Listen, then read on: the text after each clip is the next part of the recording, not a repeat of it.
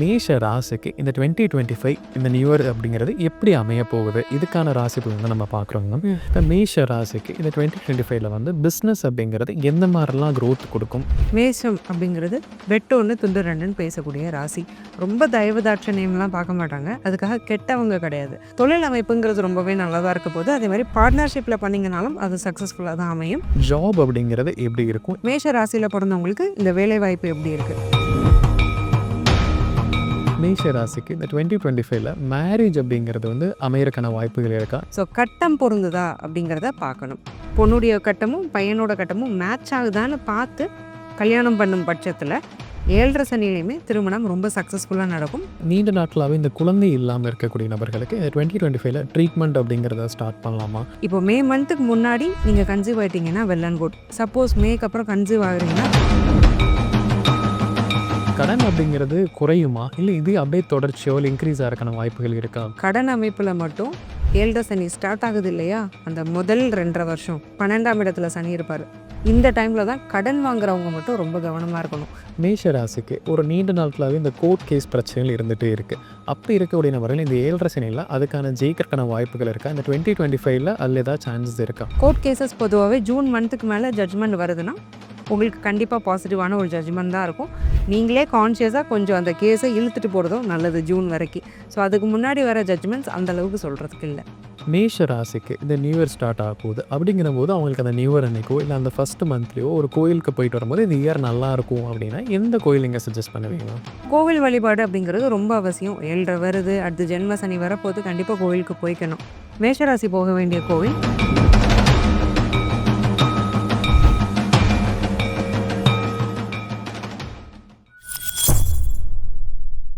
பக்தி ப்ளஸ் நேரில் இருக்கும் வணக்கம். இன்று நம்மோட இணைந்தவர் ஆஸ்ட்ரோ முத்துக்குமாரி மேம் அவர்கள். வணக்கம் மேம். வணக்கம் சார்.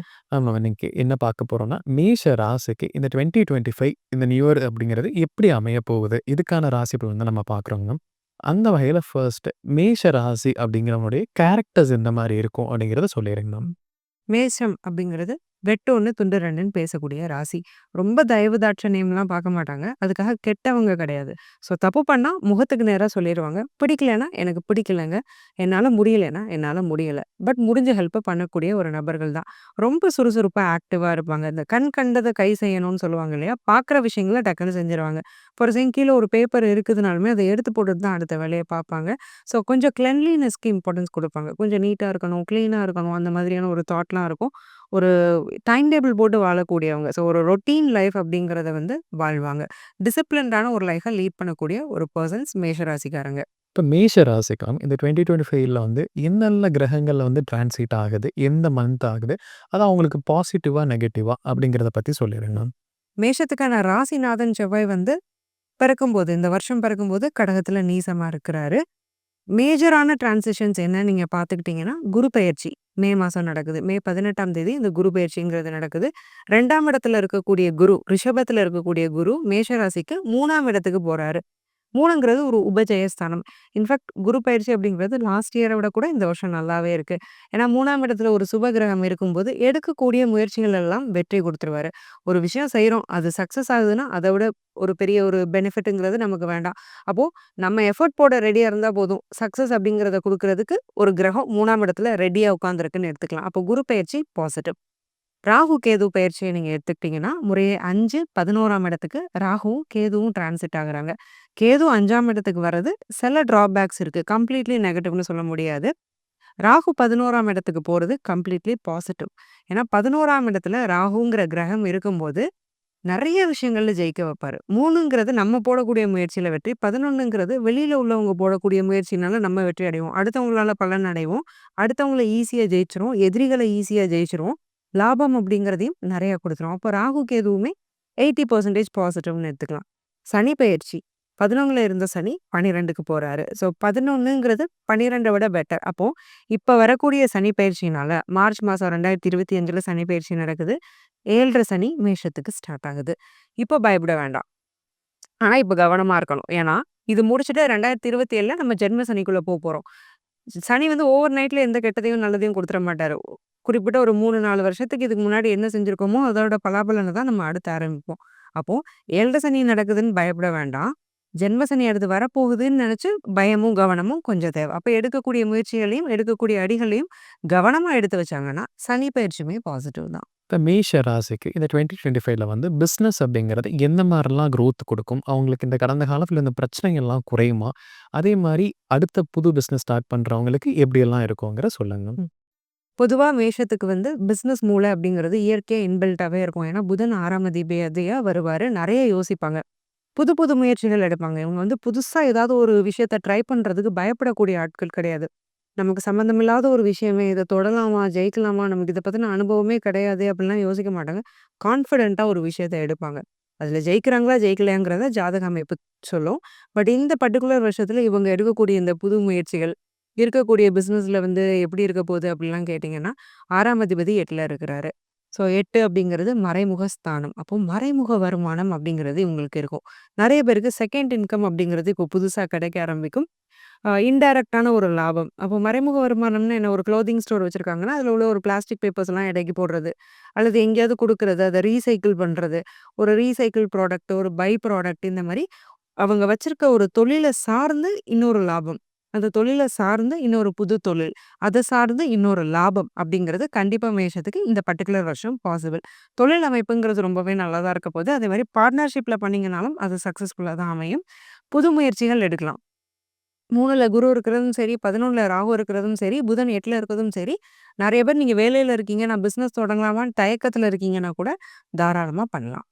2025ல மேஷ ராசிக்கு ஜாப் அப்படிங்கிறது எப்படி இருக்கும்? இருக்கக்கூடிய ஜாப்ல ப்ரமோஷன்ஸோ, இன்கிரிமெண்ட்ஸோ அதெல்லாம் கிடைக்குமா? இல்ல புது ஜாப் தேடுறவங்களுக்கு ஜாப் கிடைக்கிறது, இல்ல ஒரு ஜாப் வந்து ஷிஃப்ட் ஆகுறவங்களுக்கு அந்த சான்சஸ் எல்லாம் இருக்கா? அப்படிங்கிறத சொல்லுங்க. மேஷ ராசியில பொறந்தவங்களுக்கு இந்த வேலைவாய்ப்பு எப்படி இருக்கு? 10ஆம் அதிபதியான சனி ஆல்ரெடி 11ல இருக்கிறாரு. மார்ச் மாசம் 2025க்கு 25 வரைக்கும் 11ல தான் இருப்பாரு.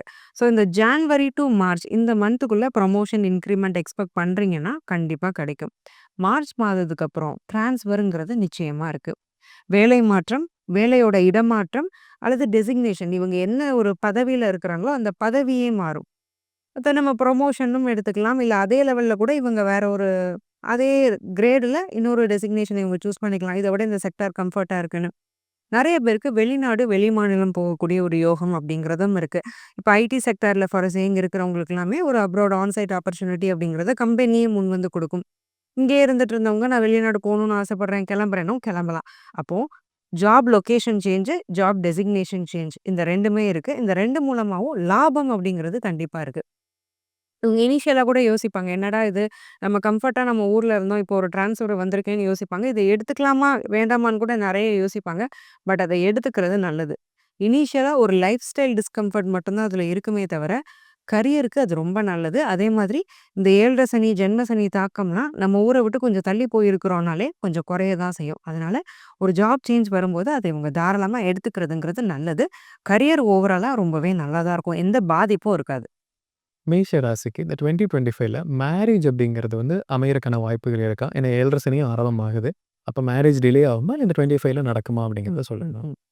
மேஷ ராசிக்கு 2025ல திருமண யோகம், திருமண அமைப்புங்கிறது எப்படி இருக்கு? பொதுவாவே 7 சனியும், அஷ்டம சனியும் திருமணத்த கெடுக்காது. ஆனா, 7 சனியிலயும், அஷ்டம சனியிலயும் நம்ம திருமணம் பண்றோம் அப்படின்னா, கொஞ்சம் கவனமா இருக்கணும். நம்ம யார கல்யாணம் பண்றோங்கிறதுல கொஞ்சம் கவனமா இருக்கணும். ஏன்னா, கொஞ்சம் கண்ண மறைக்கக்கூடிய கிரகம் யாருன்னா, சனி பகவான். ஒரு ஆசைய தூண்டி விட்டுருவாரு. சனி கொஞ்சம் நெகட்டிவான அமைப்புல இருக்கும்போது ஒரு ஆசைய தூண்டுவாரு. "பாக்க குட் லுக்கிங் ஃபிக்ஸ் பண்ணு. நல்லா சம்பாதிக்கிறாங்க ஃபிக்ஸ் பண்ணு. பெரிய ஃபேமிலி கல்யாணம் பண்ணிட்டா நம்ம கௌரவமா இருக்கும். இத ஃபிக்ஸ் பண்ணு." ஆனா, உள்ள ஒண்ணுமே இருக்காது. கேரக்டர் வொர்ஸ்ட்டா இருக்கும். ஒத்து போகாது. ஒரு பொருந்தாத ஒரு வாழ்க்கை துணை அமையறதுக்கான வாய்ப்ப இந்த 7 சனியும், அஷ்டம சனியும் ஏற்படுத்தி குடுக்கும். ஆனாலும், நமக்கு சொந்த ஜாதகம்னு ஒண்ணு இருக்கு. அதுவும் வேலை செய்யும். அப்படிங்கும்போது, இப்போ 7ஆம் அதிபதியான சுக்கிரனும் சனியோட சேர்ந்து இருக்கிறாரு. அப்போ, இந்த சுக்கிரன் வாழ்க்கைய கெடுக்கிறதுக்கு ரெடியா இல்ல. நல்ல வாழ்க்கைய குடுக்கவே ரெடியா இருக்கிறாரு. நெறைய பேருக்கு கல்யாணம் ஆகும். அப்பா வழி உறவு, அப்பாவோட சொந்தக்காரங்களோட ரெஃபரன்ஸ்ல வரக்கூடிய வரன் அப்படிங்கிறது அமையும். பட் நல்லா அனலைஸ் பண்ணிட்டு அந்த பார்ட்னர சூஸ் பண்ணணும். முக்கியமா ஜாதக கட்ட பொருத்தம் அப்படிங்கிறது ரொம்ப முக்கியம். நெறைய பேர் போய் மாட்றது, அங்க தான் ஜாதகம் பார்த்து தானே கல்யாணம் பண்ணோம். அப்ப ஏன் எங்களுக்கு டிவோர்ஸ் ஆகுதுன்னா, நீங்க ஜாதகம் பார்த்துருக்க மாட்டீங்க. நட்சத்திரத்த பொருத்தத்த போய் பார்த்துட்டு மாட்டியிருப்பீங்க. அது யாருமே ஜாதகம்னு சொல்ல முடியாது. ஸோ கட்டம் பொருந்துதா அப்படிங்கிறத பார்க்கணும். பொண்ணுடைய கட்டமும், பையனோட கட்டமும் மேட்ச் ஆகுதான்னு பார்த்து கல்யாணம் பண்ணும் பட்சத்துல 7 சனியிலயுமே திருமணம் ரொம்ப சக்சஸ்ஃபுல்லா நடக்கும். இந்த வருஷத்துக்கு மேசராசிக்காரங்களுக்கு திருமண அமைப்பு ரொம்பவே நல்லாவும் இருக்கு.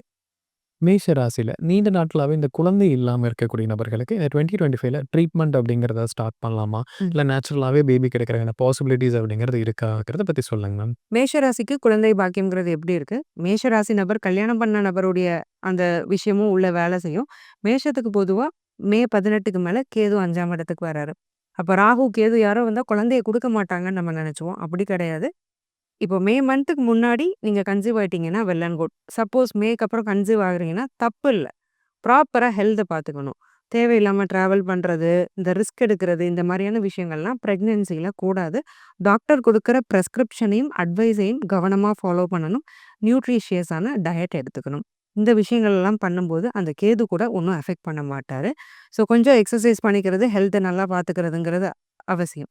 ஏன்னா கேது வந்து குழந்தை உருவாகுறத தடுக்க மாட்டாரு. உருவான குழந்தையில ஏதாவது பிரச்சனைய ஏற்படுத்த பார்ப்பாரு. அப்ப அதுக்கு நம்ம கொஞ்சம் முன்னாடி கவனமா இருந்துக்கிட்டோம்னா, எந்த பிரச்சனையும் இல்ல. ரொம்ப நாளா ட்ரீட்மெண்ட் எடுத்துட்டு இருக்கீங்கனாலும், தயவு செஞ்சு இந்த மே மாசத்துக்கு முன்னாடி ஃபோக்கஸ் பண்ணுங்க. ஸோ இப்போ ஆல்ரெடி ஒரு 3, 4 மாசம் இருக்கும். மே மந்த்துக்கு முன்னாடி. அந்த 4 மாசத்துல பிரெக்னன்சி பிளான் பண்ணிக்கிறதுங்கிறது இன்னும் நல்லது. இப்ப மேஷ ராசியில நீண்ட நாட்களாவே இந்த கடன் பிரச்சனைகள், இஎம்ஐ, லோன்ஸ்ன்னு சொல்லி எல்லாத்துலயுமே சிக்கிட்டு தான் இருக்காங்க. இப்ப 7 சனியும் வருது. ம். அப்ப இந்த கடன் அப்படிங்கிறது குறையுமா? இல்ல இது அப்படியே தொடர்ச்சியோ இல்ல இன்கிரீஸ் ஆறக்கான வாய்ப்புகள் இருக்கா? அப்படிங்கிறத பத்தி சொல்லுங்க மேம். ம். மேஷ ராசிக்கு கடன் பிரச்சனை தீருமா? தீராதா? 2025ல? பொதுவாவே ஜென்ம சனியில தான் ரொம்ப கவனமா இருக்கணும்னு சொல்லுவோம். பட் கடன் அமைப்புல மட்டும் 7 சனி ஸ்டார்ட் ஆகுது இல்லையா? அந்த முதல் 2 1/2 வருஷம் 12ஆம் இடத்துல சனி இருப்பாரு. இந்த டைம்ல தான் கடன் வாங்குறவங்க மட்டும் ரொம்ப கவனமா இருக்கணும். ஜென்ம சனி கூட கடன்ல அவ்வளவா மாட்ட வைக்காது. பட் இந்த 12ல இருக்கக்கூடிய சனி இருக்கிறாரு இல்லையா? ஆரம்பத்துல இருக்கக்கூடிய சனி, இவரு ரொம்பவே மாட்ட வைப்பாரு. என்ன காரணம் அப்டின்னா, 12ஆம் இடம் அப்படிங்கிறது நம்மளுடைய எக்ஸ்பென்ஸ குறிக்கும். தேவையில்லாத அசுப விரயம். ஒண்ணு மெடிக்கல் எக்ஸ்பென்ஸ் ஆகும். அதுக்கு ஹெல்த் ஃபேக்டர பார்க்கணும். அல்லது இவங்களே போய் நான் ஒரு வண்டி வாங்குறேன், வாகனம் வாங்குறேன்பாங்க. ஒரு செகண்ட் ஹேண்ட் கார வாங்கிருவாங்க. அதுக்கு ஒரு இன்சூரன்ஸ் போட வேண்டியது வரும். அதுக்கு ஒரு தொகை தேவைப்படும். அது இவங்க கையில இருக்காது. இன்சூரன்ஸ் இல்லாமலே வண்டிய ஓட்டி எங்கேயாவது கொண்டு போய் சாத்திருவாங்க. ஸோ அப்போ அது ஒரு நஷ்டம். இந்த மாரி அசுப விரயங்கள். ஃப்ரெண்டுக்கு குடுக்குறேன். யாரோ ஒருத்தன் கேட்டான் குடுத்தேன். இல்ல ஒரு கம்பெனில இன்வெஸ்ட் பண்ணேன். கம்பெனியே திவாலாயிடுச்சு. சீட்டு கட்டினேன். சீட்ட வாங்கிட்டு ஓடிட்டான். இந்த மாரியான கதைகளெல்லாம் இந்த 12ல இருக்கக்கூடிய சனி வந்து குடுப்பாரு. இதுக்கு இவங்க கடன் வாங்கி இன்வெஸ்ட் பண்ணியிருப்பாங்க. ஸோ இந்த மாரியான முதலீடுகள்லயும் தேவையில்லாத கடன், ஆசெட்டுக்கு கடன் வாங்கலாம். லயபிலிட்டீஸ்க்கு கடன் வாங்கக்கூடாது. ஒரு வீடு வாங்குறீங்க, கோல்டு வாங்குறீங்கன்னா, ஒரு கோல்ட் லோன் போய்க்கோங்க. இல்ல கோல்ட பிளெட்ஜ் பண்ணி ஏதாவது வாங்கிக்கோங்க.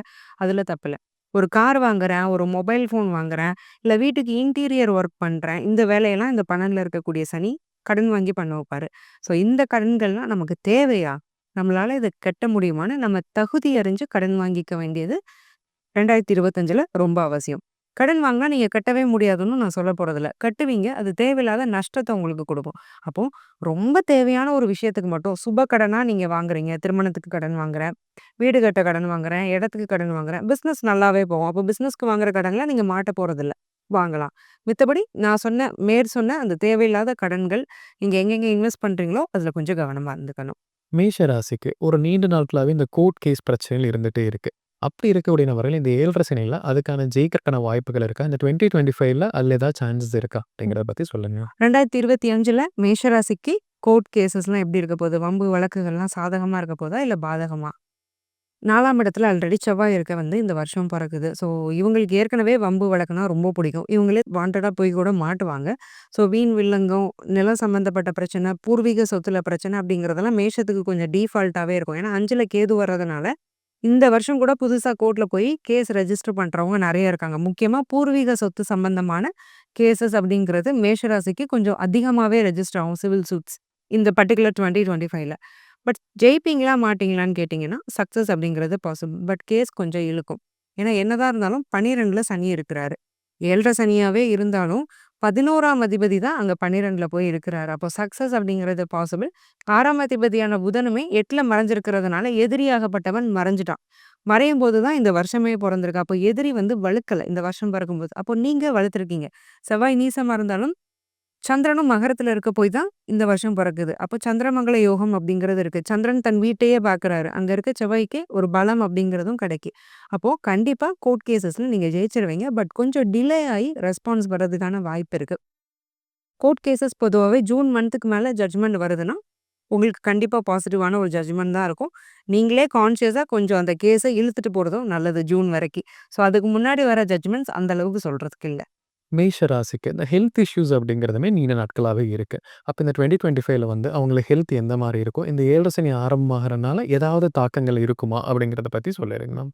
மேஷராசிக்கு ஆரோக்கியம் அப்படிங்கிறது 2025ல எப்படி இருக்க போகுது? என்னதான் சனி 12ல இருந்து அசுப ஒரு செலவ வந்து குடுக்க போகுது. அசுப செலவுல வந்து நம்ம மெடிக்கல் எக்ஸ்பென்ஸையுமே எடுத்துக்கலாம். ஏன்னா, நம்ம டாக்டருக்கு போய் குடுக்குறதுங்கிறது வந்து ஓகே. அவருக்கான ஃபீஸ தான் குடுக்குறோம். ஆனாலும் அது ஒரு நமக்கு ஒரு வீண் விரயம் தான். நம்ம ஹெல்த்தையும் அஃபெக்ட் பண்ணி, அது ஒண்ணும் ஒரு ப்ரொடக்டிவ் ஸ்பெண்டிங் கிடையாது. அதுக்கு பதிலா நம்ம ஒரு ஹெல்த்த நல்லா பார்த்துக்கிறது நல்ல விஷயம். ஸோ அந்த ஒரு அசுப செலவ குடுக்குறதுக்கு சனி ரெடியா இருந்தாலுமே, 11ஆம் இடம் அப்படிங்கிறது நிவர்த்தி. கடன் இருந்தா கடன்ல இருந்து நிவர்த்தி. நோய்ன்னு ஒண்ணு ரொம்ப நாளா ஆட்பட்டுட்டு இருக்கோம்னா, நோயில இருந்து நிவர்த்தி. அங்க ராகு உட்கார்ந்து இந்த சனியோட நெகட்டிவா பேலன்ஸ் பண்ணிட்டாரு. அப்போ பெரிய அளவுக்கு மெடிக்கல் எக்ஸ்பென்ஸ் அப்படிங்கிறது இந்த வருஷம் இருக்க போறதில்ல. ஆனாலும் இருக்கும். சின்ன சின்ன எக்ஸ்பென்ஸ் அப்படிங்கிறது இருக்கும். அப்போ 2024 கம்பேர் பண்ணும்போது 25ல ஹெல்த் இன்னமுமே இம்ப்ரூவ் ஆகும். ஏன்னா 12ல ராகு இருக்கும்போது ஏகத்துவ எக்ஸ்பென்ஸ் குடுப்பாரு. ஹாஸ்பிட்டல்லலாம் போய் அட்மிட் ஆயிருப்பாங்க. ஒரு வைரல் ஃபீவரு, திரும்ப திரும்ப வைரஸ் அலர்ஜியில எஃபெக்ட் ஆயிட்டே இருக்கிறது. இந்த மாரியான விஷயங்கள்லாம் நடந்துகிட்டே இருக்கும். பட் 2025ல அந்த பிரச்சனைகள் இல்ல. ராகு வந்து நெறையவே மட்டுப்படுத்திருவாரு. ஏன்னா, சனி வந்து ஸ்லோவஸ்ட் மூவிங் பிளானட்னாலும், ராகு வந்து சனிய விட பவர்ஃபுல்லான பிளானட். அப்போ 11ல இருக்கும்போது, இவர் இந்த நோய் நொடிகள கண்டிப்பா கட்டுப்படுத்திருவாரு. பெரிய ஹெல்த் இஷ்யூஸ் அப்படிங்கிறது இருக்காது. உடல் உஷ்ணம் அதிகமா இருக்கும்.